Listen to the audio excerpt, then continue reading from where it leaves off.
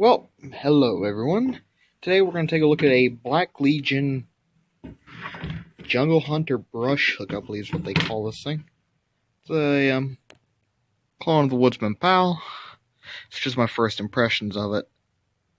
Not the absolute sharpest out of the box. You could probably get a razor's edge on this thing considering the 420 steel.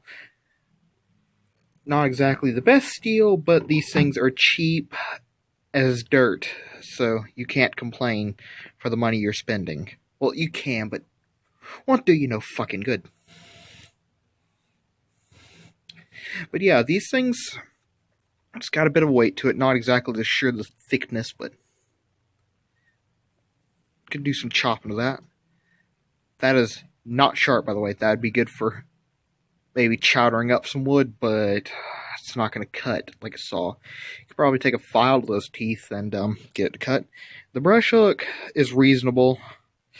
Could use a little bit of sharpening, but again, these things I think are under 20 bucks. I don't know if they still make these or not, so I'm not going to link it.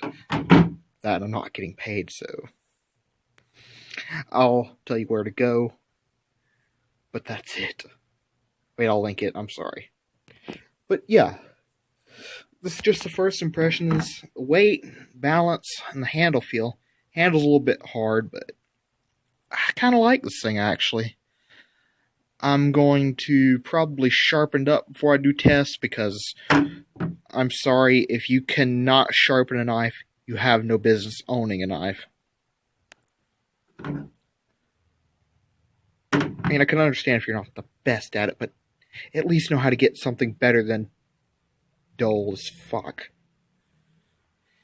Well, of course, back onto the subject. Yeah, this is not sharpened all the way up. It's not supposed to be. That's for safety reasons. Not sure what those safety reasons are, but that's what they claim, so we'll just go with that. But yeah, good edge, or okay edge. Grind's alright.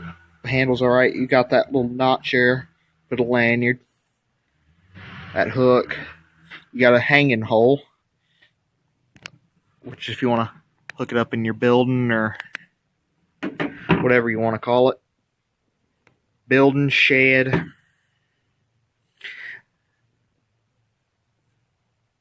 As long as you got somewhere to hang it up, you can put it on a hook. But yeah, for whatever price these are, which is, I believe, under 20 bucks. And I hope they still make these, because I might get myself another one. Yeah, these are actually good for the money. But this one was not one I paid for. This is free.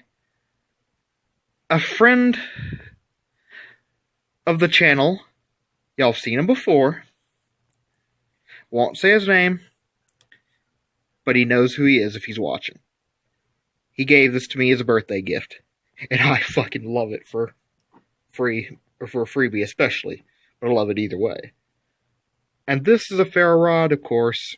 I forgot to mention that. Sheath has no belt loop. That's one downside. Another thing is you don't get a full ferro rod, but the price, you can't complain. But you do get a strip of one. To see that strip? That is all the ferro rod you have. You could put a better one in the pouch and fold this over and sew it, and it'll work. Not as good as the leather sheath, but it'll work. But yeah, for the cheap price point, I think under 25 bucks, cannot complain. Or is it under 20? It's cheap. It's a budget deal. I'll do some tests later after I sharpen it. I don't like doing tests with it unsharpened because, well, one, a dull knife is more dangerous to the user of the knife. You're more likely to slip or glance if you're chopping, and that's how people get hurt. And two,